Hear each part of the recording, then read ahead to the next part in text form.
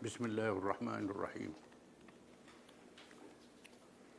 الحمد لله رب العالمين الرحمن الرحيم مالك يوم الدين إياك نعبد وإياك نستعين اهدنا الصراط المستقيم صراط الذين أنعمت عليهم غير المغضوب عليهم ولا الضالين آمين. والصلاة والسلام على رسول الله وعلى آله وصحبه ومن تبعه ونصره ووالاه. أما بعد، ربنا زدنا علما warzuqna fahman wa hikmah. Seterusnya kita sambung perbincangan tentang firqah Murji'ah, kumpulan Murji'ah yang berpecah pula kepada beberapa kumpulan. Sebelum kita bincang tentang kumpulan-kumpulan itu, kita rujuk balik kepada kefahaman Murji'ah yang berasaskan kepada menangguhkan hukum sama ada kafir ataupun murtad ataupun dosa-dosa yang besar pada hari akhirat, tak boleh hukum di dunia. Ataupun mereka yang mengharapkan dibebaskan daripada kesalahan-kesalahan itu. Kerana kata mereka sebagaimana maksiat tidak memberi mudarat pada iman, begitulah kufur tak dimudaratkan oleh perkara yang membatalkannya. Mereka juga berdalilkan kepada ayat Quran. Jadi masalah. Kerana mereka juga orang Arab, belajar Quran. Cuma kefahaman mereka salah. Dalil mereka firman Allah Ta'ala, wa akharuna murjauna li amrillah imma yu'adzibahum wa imma yatubu alaihim wallahu alimun hakim. Surah At-Taubah ayat 106. Dan kumpulan yang lain yang diharapkan ditangguhkan, diserahkan urusan kepada Allah, terpulang pada Allah sama ada mengazabkan mereka atau menerima taubat mereka. Dan Allah Maha mengetahui lagi Maha bijaksana. Perlu diketahui bahawa ayat ini ada sebab nuzul, sebab turun ayat dia. Sebab turun ayat ialah berkait dengan 3 orang sahabat yang tidak pergi perang Tabuk. Bukan dengan sebab tidak beriman, mereka beriman, tapi malas. Kerana sayang nak tinggal pokok kerma dan buah-buahan yang sedang berputih. Nak tinggal kebun. Nak tinggal binatang yang sedang bunting. Lalu mereka tak pergi perang Tabuk. Maka Allah menurunkan ayat tersebut. Mereka dipolak oleh Nabi SAW dalam masa beberapa hari, 10 hari. Iaitulah Mararah bin Ar-Rabi', Ka'ab bin Malik dan Hilal bin Umayyah radhiyallahu anhu. Dan akhirnya Allah Ta'ala menurunkan ayat tersebut, menyatakan bagaimana iman mereka masih ada. Dan Allah Ta'ala menerima taubat mereka dan mereka diradai oleh Allah. Maka ayat ini tak ada kena-mengena dengan fahaman Murji'ah yang salah itu. Fahaman itu salah, tak betul. Sehingga tak boleh hukum orang murtad jadi murtad. Tak boleh laksanakan hukuman di atas dunia. tangguh pada hari akhirat. Mereka dinamakan Murji'ah. Seterusnya golongan Murji'ah terbahagi kepada 3 kumpulan yang besar, di samping kumpulan yang kecil. Yang pertama Murji'ah Jabariyah, yang menyerahkan kepada Allah, baik jahat pun Allah Ta'ala buat, tak ada guna dengan hamba. Mereka yang menangguhkan hukum dalam perkara iman dan mengikut Jaham bin Safwan dalam perkara amal. Ini pengikut Jaham bin Safwan yang telah kita baca dulu. Mereka menangguhkan hukum dalam perkara iman. Orang yang murtad tak boleh hukum murtad. Walaupun terang dia murtad. Dia semua berhala ke, dia apa ke, tak ada kata kafir lagi. Tunggu hari kiamat lah. Ini tak boleh, salah. Kerana sabit dan hadis Nabi SAW, Nabi menghukumkan orang murtad. Ayat Quran ada hukum berkait dengan murtad, dengan riddah.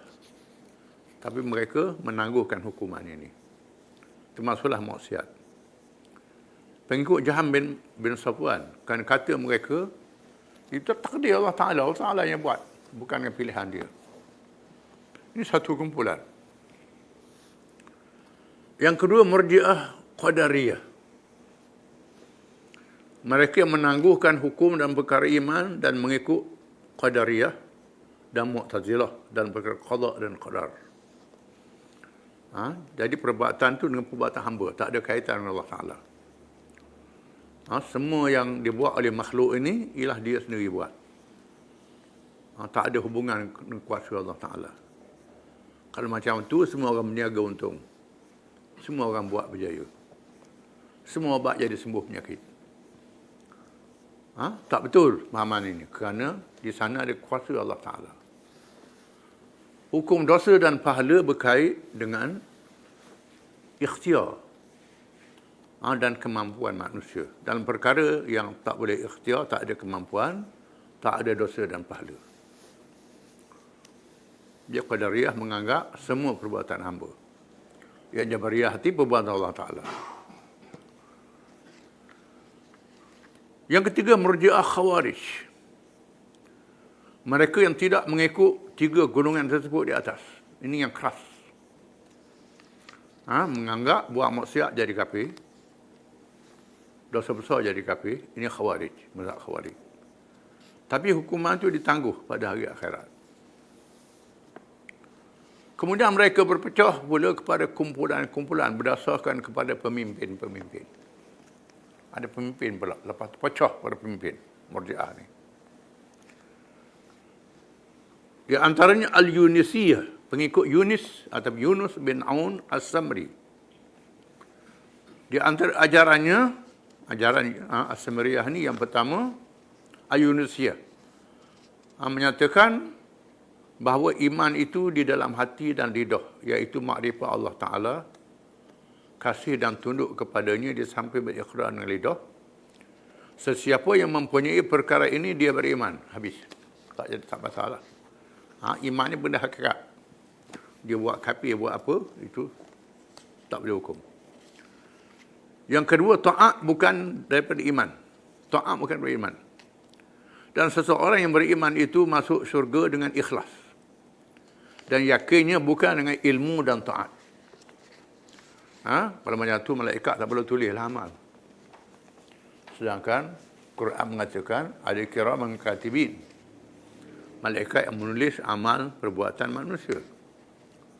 Ada ilmu yang Allah Ta'ala beri, ilmu yang manusia usaha belajar. Kepada mereka tak ada ini semua. Ikhlas saja. Asal ikhlas cukup. Tak beramal pun tak apa. Ini satu pahaman yang salah. Kemudian Al-Ghassaniyah, pengikut Ghassan Al-Kufi, yang menyatakan bahawa yang pertama, bahawa iman itu ma'rifatullah, kenal Allah dan Rasulnya sallallahu alaihi wasallam, dan berikrar dengan wahdaniyatillah, dengan esa Allah, dan apa yang diturunkan oleh Allah dan dibawa oleh Rasulullah SAW secara ijmal, bukan secara tafsil, secara ijmal, secara umum. percaya pada Nabi, pada Islam, pada Allah secara umum. Secara bawang cukup. Detail tak ada. Detail ni sembahyang rukun Islam, rukun iman yang berkait dengan macam-macam pecahan dia. Perkara yang wajib, yang sunat, yang haram, yang makruh, yang harus. Dan seseorang yang menafikan perkara yang wajib, yang mutawatir, yang diketahui, keluar daripada Islam. Itu hukum dia. Mereka ni tak ada. Cukup tahu Islam. Percaya ke Islam, tak buat apa pun. Ini satu kumpulan ni. Satu fahaman. Yang kedua, seorang yang tahu bahawa memakan babi itu haram. Dengan tidak tahu babi yang haram itu kambing atau apa, maka dia beriman. Ini pelik. Orang yang berkata, aku tahu bahawa Allah mewajibkan haji ke Kaabah. Tetapi aku tidak tahu di mana Kaabah. Boleh jadi di India. Maka dia beriman. Ini pakai begitu saja. Ini ajaran pelik macam ni orang suka ikutlah. Padahal ajarannya bodoh. Yang bodoh. Sebab dia tak kenal babi. Babi ni seluruh dunia ada babi. Kalau orang tu tak kenal babi, dia tak apalah. Buat tak kenal. Kalau semua orang kenal babi, kalau makan juga, buat tak kenal lah. Buat tak kenal. Kaabah semua orang Islam tahu duduk di Mekah. As-Saubaniyah, pengikut Abu Sauban. Abu Sauban. Yang menyatakan, semua ajaran ini dah tak ada sebenarnya. Dia sebut sebagai catatan saja zaman dulu. Kalau ada pun terpencil, kawasan pedalaman. Kawasan yang jauh. Bawa ilmu pelik. Ini. As-Saubaniyah, pengikut Abu Sauban yang menyatakan. Yang pertama, bahawa iman itu ialah ma'rifah. Ma'rifah. Banyak orang bercakap ma'rifat. Apa ma'rifat? Tak tahu. Sebut saja. Ma'rifat ini kenal dan iqrar dengan Allah dan Rasulnya sallallahu alaihi wasallam. Dan dengan perkara yang tidak harus pada akal membuatnya. Dan barang yang harus pada akal meninggalkannya tidak termasuk dalam iman, kata dia. Tak masuk dalam iman. Iman itu ialah ma'rifah dan iqrar dengan Allah dan Rasulnya. Dengan perkara tidak harus pada akal membuatnya. Dan barang yang harus pada akal meninggalkannya tidak termasuk dalam iman. Jadi amalan tak masuk dalam iman. Yang kedua, menganut fahaman qadar baik dan jahat itu daripada hamba, bukannya daripada Allah. Bukan daripada Allah Ta'ala. Semua daripada hamba. Ini qadariyah. Sama dengan qadariyah. Dan imamah, ini politik. Kepercayaan politik dia. Imamah, kepimpinan itu, tidak sabit melainkan dengan ijma' umat Islam. Seorang ketua negara sah dengan ijma'. Orang tak 100% orang sokong dia wajib sah. Kalau tidak, tak sah. Ini semua fahaman yang mengaruh. Mana boleh berlaku ijma', orang setuju berlaku dalam dunia. Tak ada macam tu. Ada orang yang setuju, tak setuju. Ijma' itu ialah sepakat ulama-ulama yang mu'tabar. At-Taumaniyah, iaitulah pengikut Abu Ma'ad At-Taumani. Di antara ajarannya ialah, ajaran dia, iman itu ialah barang yang terpelihara daripada kufur, iaitu nama pada semua perkara-perkara yang kalau ditinggalkan salah satu daripadanya maka jadi kafir. Cukup. Kalau orang tu tinggal perkara yang menyebabkan dia kufur, sah imannya. Tak ada iqrar, tak ada suatu keyakinan yang tambah-tambah, tak ada. Yang kedua, orang yang membunuh Nabi atau memukulnya kafir. Kerana membunuh dan memukul, tetapi meringankannya kalau bermusuh dan marah kepadanya. Kata dia. Kalau bunuh tu jadi kafir. Kalau marah saja, tak jadi kafir lah. Bermusuh tak jadi kafir. Sedangkan, bila tak percaya pada Nabi, bermusuh, jadi kafir lah. Yang ketiga, meninggalkan sembahyang dan puasa. Kalau menghalalkannya, menjadi kafir. Kalau meninggalkannya dengan niat untuk qadha, tidak menjadi kafir. Ini sama dengan kita juga lah. Cuma berdosa je lah. Berdosa. Ada tempat sama, tempat tidak. Jadi keliru lah. Yang keempat, orang yang bersifat fasik, yang mengerjakan dosa bukannya musuh Allah. Dan bukannya wali Allah. Kata dia. Musuh Allah pun tidak, wali Allah pun tidak. Orang yang fasik itu. Keajaran dia. Kemudian Al-Marisiyah. Ini nama mazhab. Pengikut Abu Abdurrahman Bishr bin Ghiyas Al-Marisi. Ayahnya beragama Yahudi. Ayah dia Yahudi. Datuknya pernah menjadi hamba ber Zaid bin Al-Khattab radhiyallahu an. Seorang sahabat Nabi Zaid bin Khattab. Pernah jadi hamba per Zaid bin Al-Khattab. Al-Marisi seorang pemimpin Murji'ah di Baghdad, mubtadi' dan menyesatkan. Mubtadi' mencipta ajaran tak ada dalam Islam. Pada mulanya dia mempelajari agama daripada Al-Qadhi Al-Qudah Abu Yusuf rahimahullah. Mula-mula jadi murid pada Abu Yusuf. Abu Yusuf ini Qadhi Al-Qudah, iaitu ketua hakim negara di zaman Harun al-Rashid. Itulah kena. Iaitulah murid pada Abu Hanifah. Qadhi Abu Yusuf ni seorang alim mazhab Hanafi yang mujtahid. Dan kitab karangan terkenal ialah Al-Kharaj, berkaitan kewangan negara. Al-Kharaj karangan Abu Yusuf ini terkenal, dia rojokkan kewangan negara. Alim lah, dia semasa dengan Imam Syafi'i juga. Ni, semasa Imam Syafi'i, dia mujtahid mazhab. Semasa dengan Muhammad bin Hasan Al-Syaibani. Syafi'i belajar dengan Muhammad bin Hasan Al-Syaibani. Dia ni jadi qadi ketua hakim negara. Mula-mula Bishr bin Rahman ni jadi murid pada Abu Yusuf. Seterusnya dia terpengaruh dengan ilmu falsafah dan ilmu kalam. Terpengaruh falsafah dan ilmu kalam, ilmu bahas dalil-dalil, guna akal. Kemudiannya mengambil ajaran sesat yang dibawa oleh Jahan bin Safwan. Abu Yusuf memisahkan diri daripadanya. Abu Yusuf halal dia. Halal dia. Dia menyembunyikan diri di zaman Harun al-Rashid sehingga di zaman Al-Ma'mun. Yang menganut pahaman mengatakan Quran itu baru, dia muncul semula di tengah masyarakat.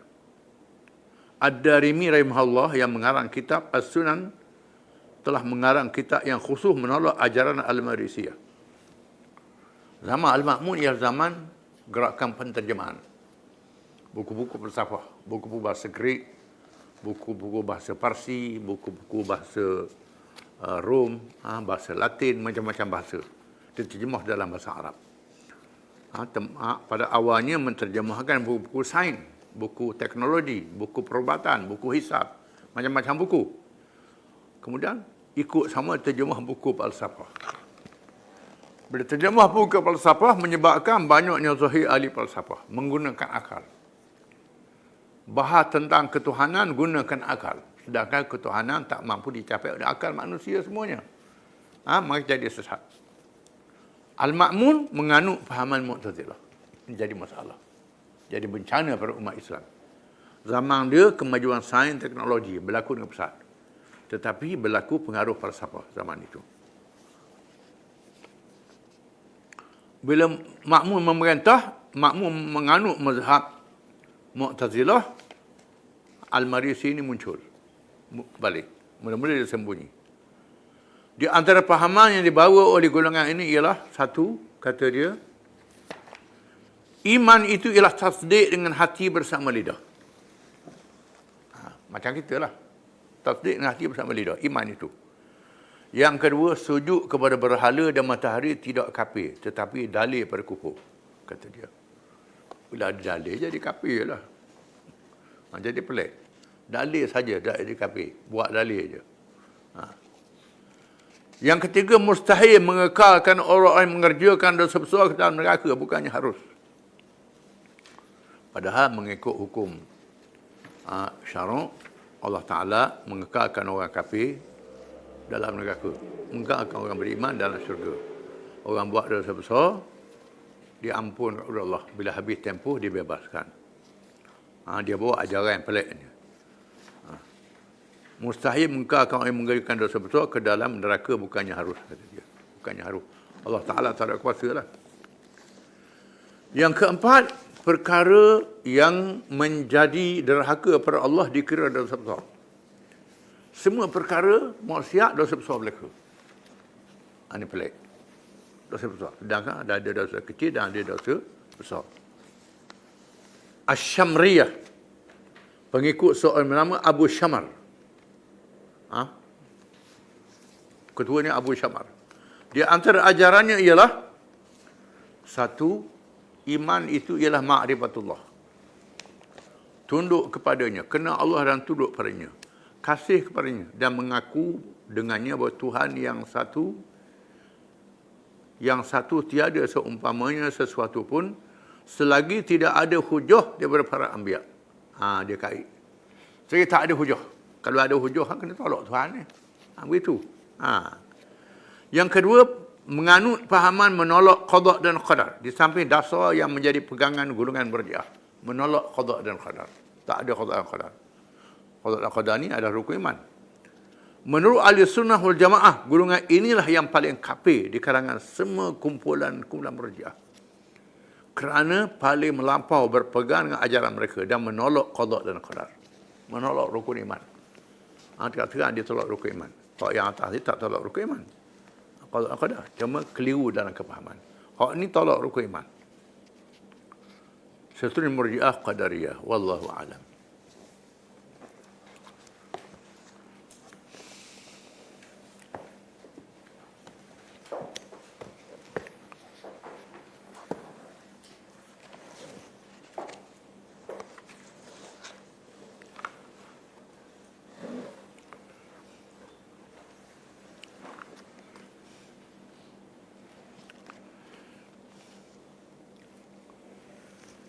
Bismillahirrahmanirrahim. Pembahagian ghanimah Hunain. Seperti kita baca minggu lepas, perang Hunain ini banyak rampasan perang ghanimah. Beratus-ratus ribu binatang ternakan, unta, kambing dan barang-barang yang lain. Ghanimah ada hukum dalam Quran. Dibahagi 5. Satu bahagian dapat kepada pemerintah yang menguruskan untuk bagi kepada mereka yang berhak. Fakir miskin dan seumpamanya. Terus yang lain. 4 bahagian untuk tentera. Tentera yang terlibat dengan peperangan. Di mana ghanimah ni ialah barang yang boleh alih, dirampas. Zaman Saidina Umar, barang yang tak boleh alih tak masuk. Maka dia akan pembahagian khusus selepas Islam menguasai Parsi dan Rom. Kita akan baca kemudian. Rasulullah SAW menugaskan Zaid bin Thabit radhiyallahu anhu yang alim dalam ilmu hisab supaya mengira tawanan Taif dan harta rampasannya yang terdiri daripada binatang ternakan dan barang berharga untuk dibahagikan kepada tentera yang terlibat dalam peperangan. Setelah mencabut khumusnya 1/5 yang dikhususkan kepada Rasulullah SAW oleh Nas Al-Quran. Dan Rasulullah SAW memerintah supaya bahagiannya juga dibahagikan kepada orang ramai. Bahagian 1/5 ni bahagi pada orang ramai pula. Banyaknya rampasan ini. Pembahagian dilakukan dengan penuh adil dan mengandungi uslub pendekatan untuk menarik mereka yang masih lemah imannya supaya menjadi kuat, golongan mu'allaf.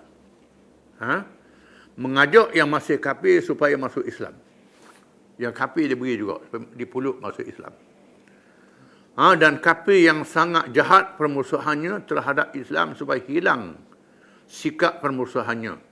Adapun kafir yang sangat jahat, bila beri hadiah, tak jahat. Kurang jahat dia. Atau oleh terasa malu melihat budi yang baik dan akhlak yang mulia, yang sangat luar biasa bagi mereka. Bila Nabi bagi kepada orang yang lawan, dia berasa pelik. Lama kening, kalau lawan ni biasa bunuh, ni nak beri hadiah. Ini rasa pelik. Menjinakkan hati mereka. Mereka terdiri dari kalangan pemimpin yang sangat berpengaruh di tempat masing-masing. Yang diberi ini ialah pemimpin yang berpengaruh. Orang yang kuat pengaruh dia. Abu Sufyan bin Harb, pemimpin Mekah yang baru masuk Islam, diberi 40 uqiyah perak.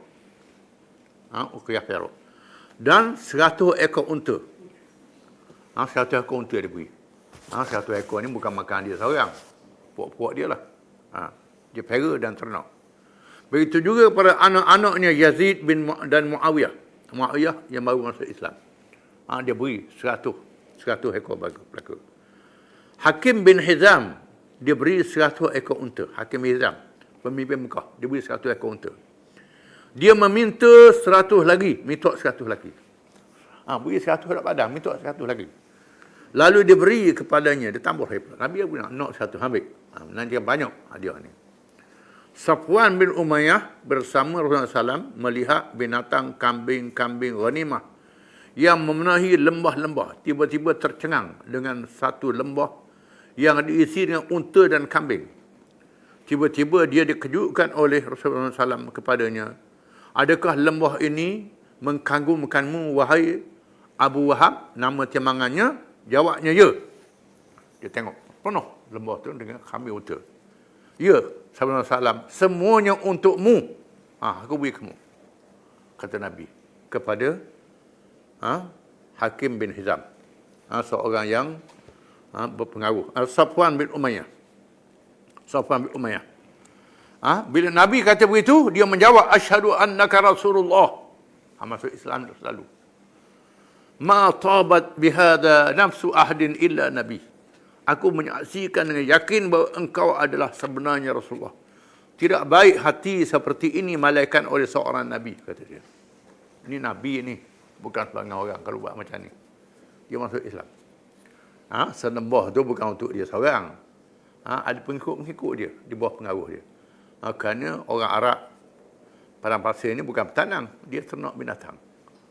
Dia benar kata.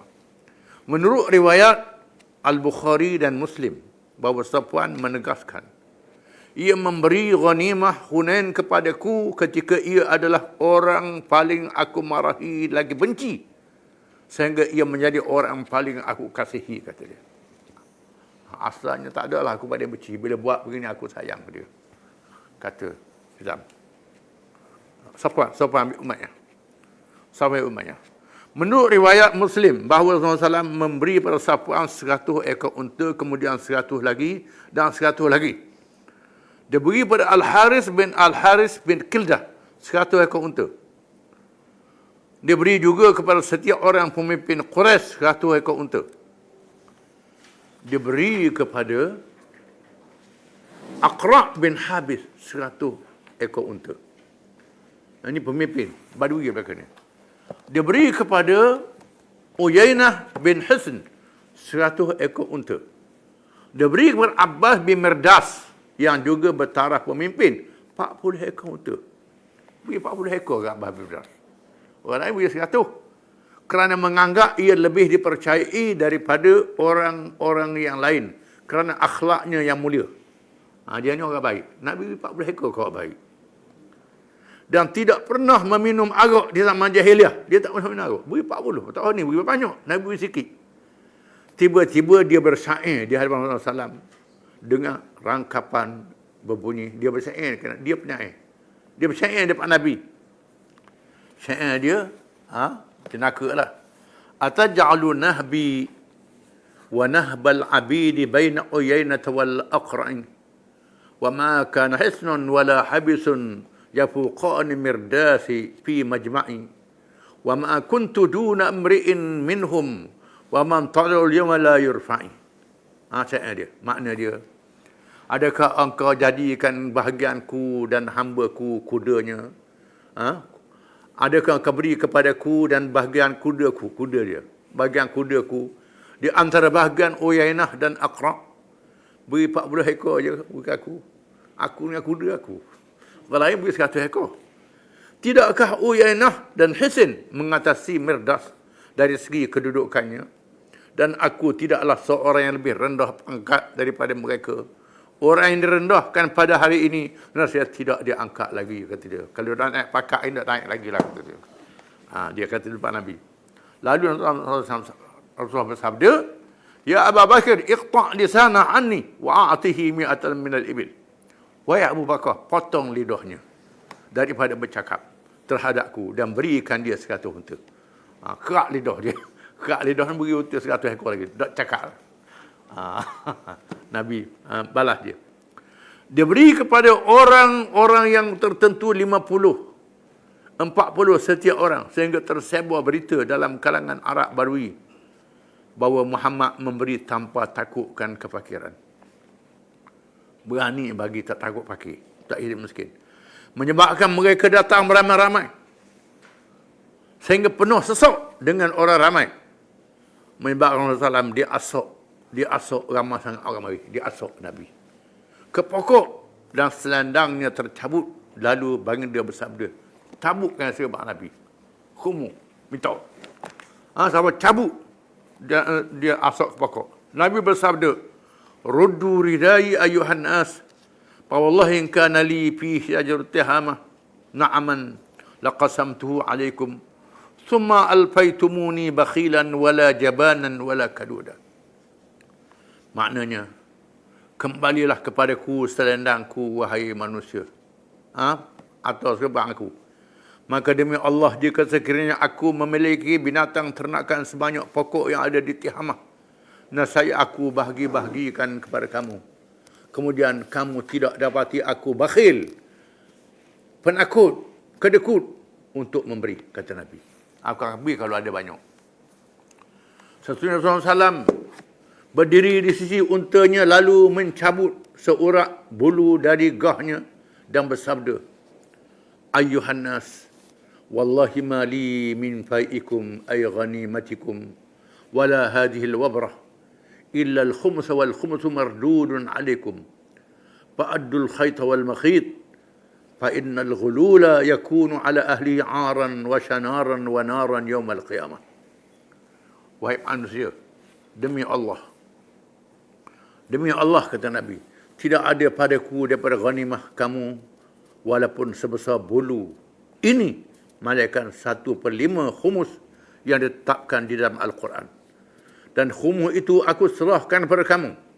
Maka kamu wajiblah menunaikan hak walaupun sebesar benang dan jarum.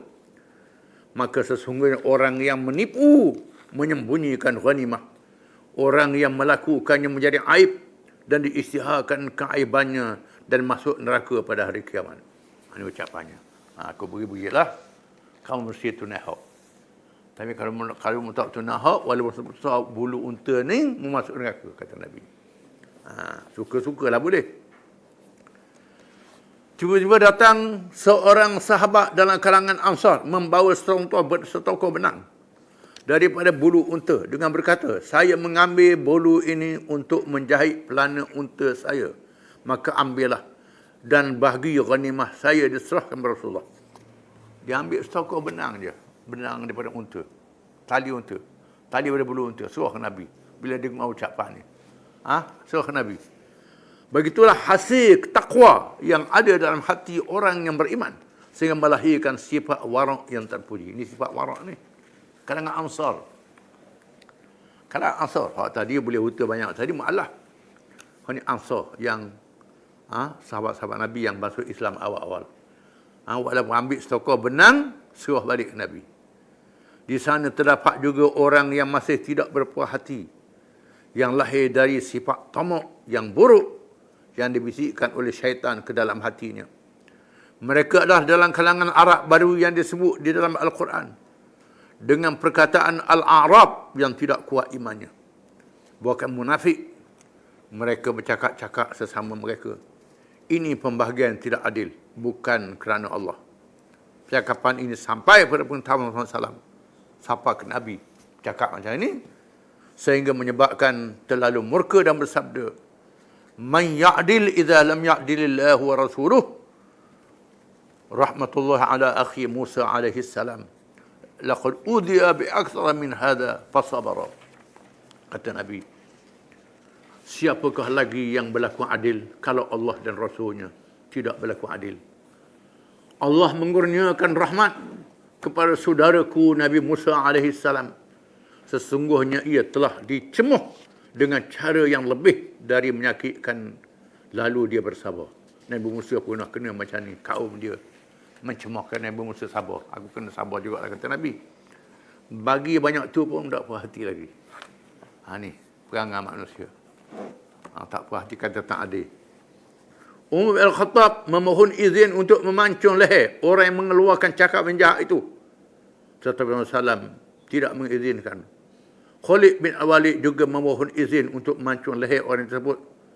Rasulullah tidak mengizinkannya. Nabi tak izin. Khalid bin Walid nak kat leher. Cakap, kata Nabi tak adil. Mengikut riwayat yang lain, Nabi kata, tidakkah wahai Rasulullah, mereka ni pelawak beriman. Pelawak. Pelawak beriman. Nabi kata, Tuhan tak suruh aku belah hati dia. Hati dia serah pada Allah Ta'ala. Kebetulan orang ni pula ada tanda sembahyang di dahi. Orang Badui. Tanda sembahyang di dahi. Kerang dahi sembahyang. Kuat ibadat. Tapi cakap itu ke Nabi. Kemudian dia berundur, Nabi tengok. Nabi kata, di kalangan puak ni akan zahir di akhir zaman. Yang baca Quran, tapi tak masuk dalam hati perut dia. Buat ibadat saja je, kuat ibadat. Tapi tak percaya pada Quran. Demikianlah peristiwa pembahagian harta ghanimah yang menguji iman dengan harta benda dunia. Ada yang tidak diberi sedikit pun kerana percaya pada imannya. Ada yang tak diberi sedikit pun kerana percaya pada iman. Di antaranya Abu Bakar dan Umar, Ahlul Bait, keluarga Rasulullah SAW yang beriman. Anak-anak Nabi. Para muhajirin dan ansar radhiyallahu anhum. Ini bermakna mereka yang diberi banyak kerana imannya lemah. Perlu dikukuhkan dengan pemberian harta. Sehingga dia belajar dan mendekati Islam dan imannya juga menjadi kuat. Memang benar selepas itu mereka menjadi para mujahidin yang gugur syahid dan menegakkan Islam sehingga akhir hayat. Orang yang tak dapat benda ni. Tuhan beri kelebihan pada akhirat. Wallahu a'lam. Keluhan Ansar.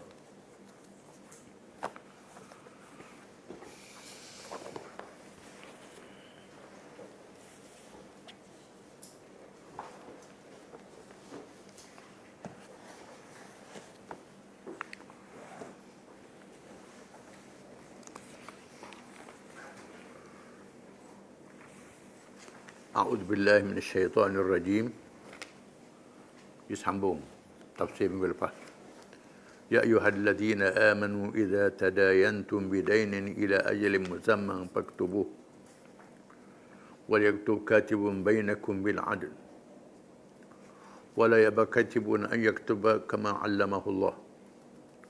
Falyaktub yumlil ladzi 'alal haqq wal yattaqillaha rabbah. Wala yabkhas minhu shay'an. فإن كان الذي عليه الحق سفيها أو ضعيفا أو يستطيع أن يمل هو فليمل وليه بالعدل فاستشهدوا شهيدين من رجالكم فإن لم يكونا رجلين فرجل وامرأتان ممن ترضون من الشهداء أن تضل إحداهما فتذكر إحداهما الأخرى ولا يأبى الشهداء إذا ما دعوا ولا تسأموا أن تكتبوا صغيرا أو كبيرا إلى أجله ذلكم أقسط عند الله وأقم للشهادة وأدنى ألا ترتابوا إلى أن تكون تجارة حاضرا تديرونها بينكم فليس عليكم جناح ألا تكتبوها وأشهدوا إذا تبايعتم ولا يضار كاتب ولا شهيد وإن تفعلوا فإنه فسوق بكم واتقوا الله ويعلمكم الله والله بكل شيء عليم.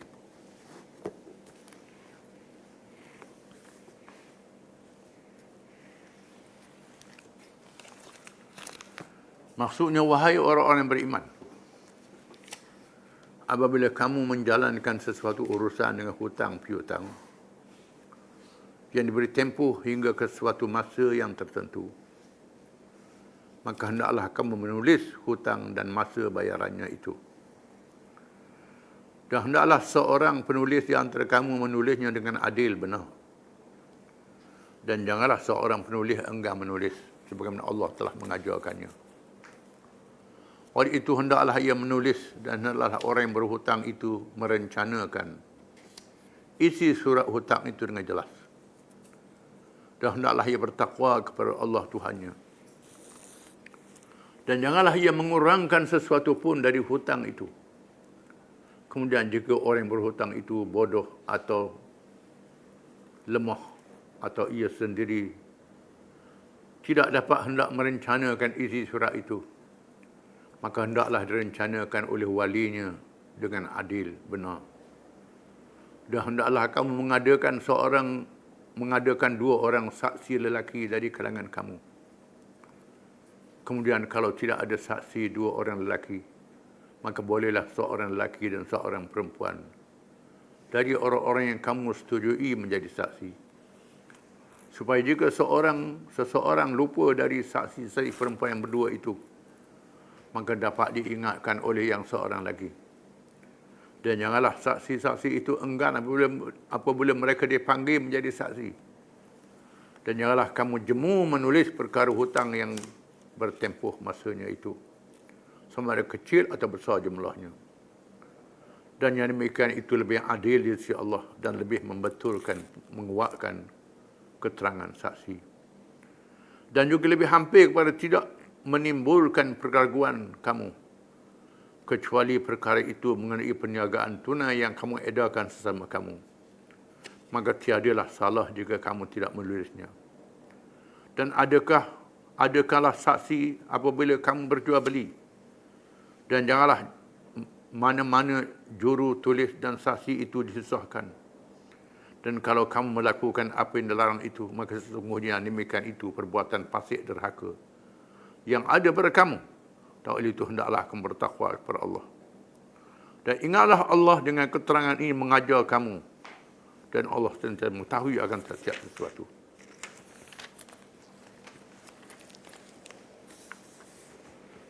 Ayat ini ayat yang paling panjang dalam Quran. Satu ayat saja yang paling panjang dalam Quran, yang berkait dengan hutang piutang dalam muamalah, dalam kerja perniagaan dan perdagangan. Disebut bahawa perniagaan perdagangan ini adalah sumber rezeki yang paling besar. Lebih besar daripada pertanian. Lebih besar daripada kerja-kerja yang lain, ternakan dan sebagainya. Oleh kerana jual beli ini sangat mencabar, maka Allah Ta'ala menurunkan wahyu yang paling panjang supaya manusia tidak bertelingkuh antara satu sama lain. Supaya muamalah itu menjalankan hubungan yang baik antara satu sama lain. Di antaranya kalau berhutang. Bila jual beli mesti ada hutang, tak boleh nak bayar selalu. Ataupun tak ada amadah, kena berhutang. Bila berhutang maka bayarannya ditangguh. Diterangkan dalam ayat yang dahulu, jangan ada riba. Riba dosa besar. Kerana berhutang ni orang terdesak. Jangan kita ambil peluang orang yang terdesak dengan kenakan riba untuk dapat keuntungan. Riba nasak yang tak ada khilaf kalangan ulama, menentukan masa sekian, bunganya sekian. Ini riba nasak. Riba yang tak ada khilaf kalangan ulama termasuk dalam dosa besar. Perlu disedari bahawa hutang piutang ini adalah amal kebajikan. Disebut dalam hadis Isra' dan Mi'raj, sudah diberitahu dulu. Beri hutang lebih besar pahala daripada beri sedekah. Setengah ulama mengatakan boleh besar pahala sedekah. Tapi ada ulama mengatakan lebih besar pahala beri hutang. Kenapa? Orang yang beri sedekah ni boleh dia ada dah. Saja ambil sedekah saja. Kita beri orang yang sudah ada. Orang yang berhutang ni orang terdesak. Memang terdesak sungguh kalau dia tak berhutang. Di sinilah pahala lebih besar. Dan sangat mencabar. Mencabar orang yang beri dan mencabar orang yang terima hutang. Yang beri sayang nak beri hutang ke tak. Kalau bayar pula, kalau berhutang pula, nak bayar balik ke tak. Ini satu cabaran. Ya allazina amanu tadayatnu birani ila ajli musamma faqtubuh. Wahai orang yang beriman, apabila kamu berhutang piutang sesama kamu, maka tulislah urusan hutang piutang itu. Tulis. Jangan pakai ingat-ingat itu saja. Terutamanya hutang yang besar-besar. Dalam ayat ini tak sebut hutang kecil, hutang besar. Yang paling pentingnya utama besar lah. Takut buat lupa. Takut mengelak tengah jalan. Tak mengaku dan sebagainya. Zalikum aqsatu indallah. Itu lebih adil di sisi Allah. Tulis ni ialah satu amalan yang sangat adil di sisi Allah Ta'ala. Yang adil, yang betul, yang istiqamah. Nak tipu tak boleh tulis.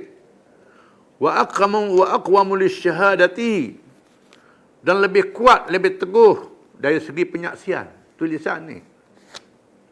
Tulisan ni satu penyaksian yang sangat penting. Wa adna alla tartabu. Dan lebih hampir pada kamu tidak ragu lagi antara satu sama lain. Tak ragu lagi antara satu sama lain. Faktubuh, maka tulis dengan makna fi'il amar. Sungguh yang wajib. Walaupun dia anggap percaya antara satu sama lain. Tapi Allah Ta'ala tugaskan dengan fi'il amar. Ada amal lil wujud, ada amal lil nabi. Ada suruh wajib, ada suruh sunat. Wa yaktub katibun bainakum bil adl. Dan hendaklah menulis oleh penulis kalangan kamu dengan adil. Penulis ni kena tulis dengan adil lah. Tulis betul. Terutamanya orang yang hutang piutang tu butuh huruf pula. Tulis tak betul pula. Ataupun salah seorang daripadanya suruh tulis tak betul. Hak ni tak reti baca. Itu sangat malang zaman sekarang ni banyak orang reti baca belaka.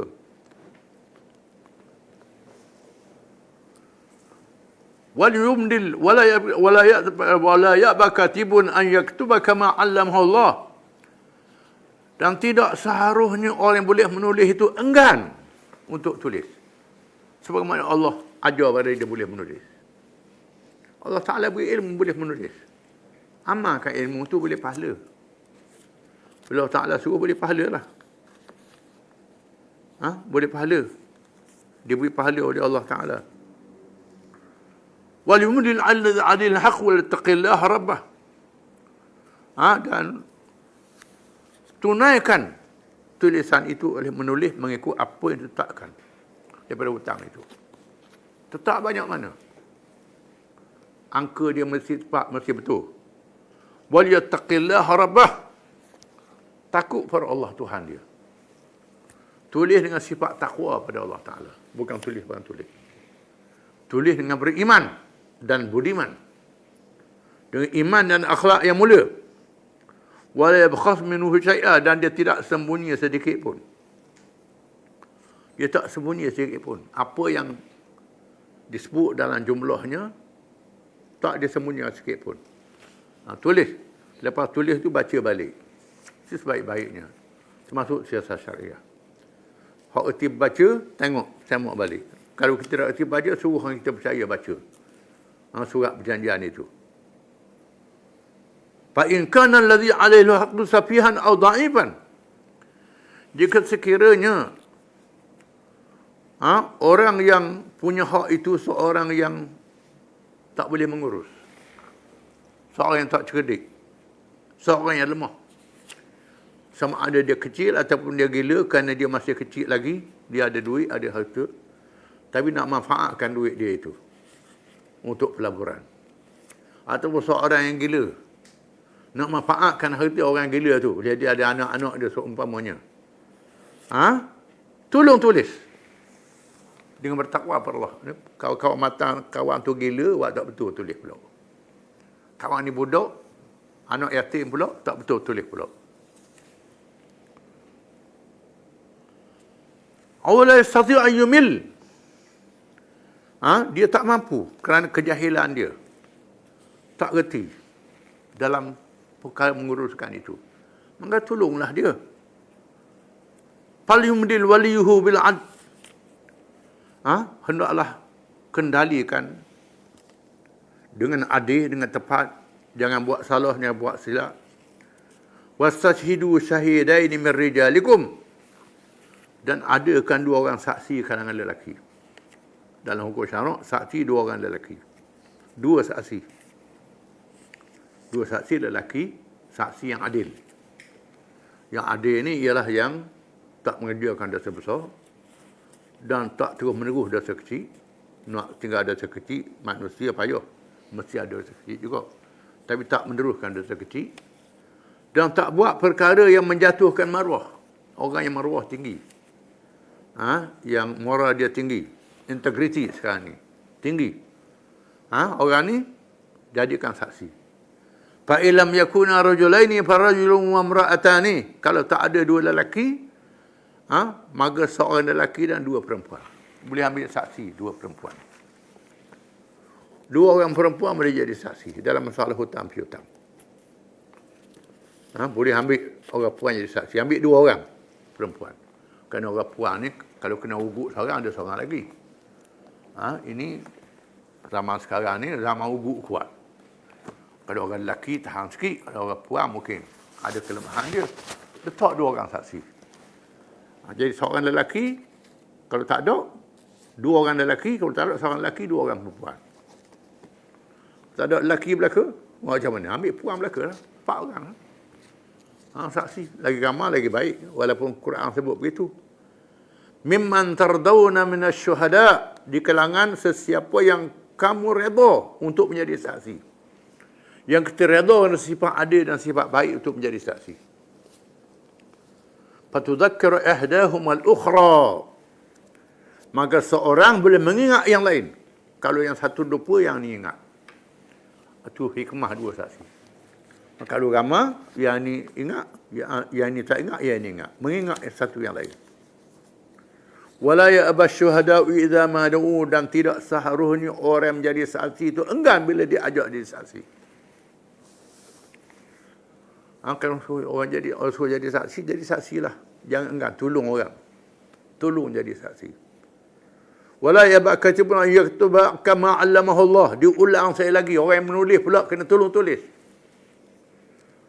Boleh tolong tulis pada orang tak tahu menulis, tak tahu mengarang perjanjian. Tolong karang dia. Boleh pahala. Sebab Tuhan beri ilmu pada dia. Ilmu boleh menulis, boleh pandai surat karang perjanjian. Tulis. Fal yaktub, hendaklah tulis. Wala ya'ba syuhada'u idza ma du'u. Dan janganlah saksi-saksi itu enggan bila diajak. Bila diajak, enggan. Wala tas'amu an taktubu saghiran aw kabiran ila ajalih. Dan jangan kamu berasa cuai, berasa lembab, berasa malas, berasa segan untuk menulis perkara yang kecil dan perkara yang besar mengikut tempoh hutang yang ditetapkan. Jangan berasa cuai, berasa lembab. Tulis, cergas. Zalikum aqsatu indallah wa aqamul syahadatu anna alla tartabu. Itu semua lebih adil si Allah. Lebih betul dari segi menjadi saksi. Lebih mengelakkan daripada keraguan. Tak ada keraguan lagi. Illa an takuna tijaratan hadran tudirunaha bainakum falaysa 'alaykum junahun alla taktuha. Malaikat satu perniagaan yang depan-depan tak berhutang. Yang hadir di hadapan mata. Itu pun tak jadi wajib kalau nak tulis. Kalau tulis lebih baik lagi. Kita dah akad jual beli. Surah menyerah dah akad jual beli ni. Ni berhutang. Jual beli sungguh ni. Tak berhutang ni. Jual beli. Cash pada masa itu. Tak wajib tulis. Wa ashhidu idza tabaya'tum. Adakan saksi bila kamu berakad jual beli. Kalau yang perkara yang besar tu biar ada saksi. Biar ada saksi nanti balas kemudian.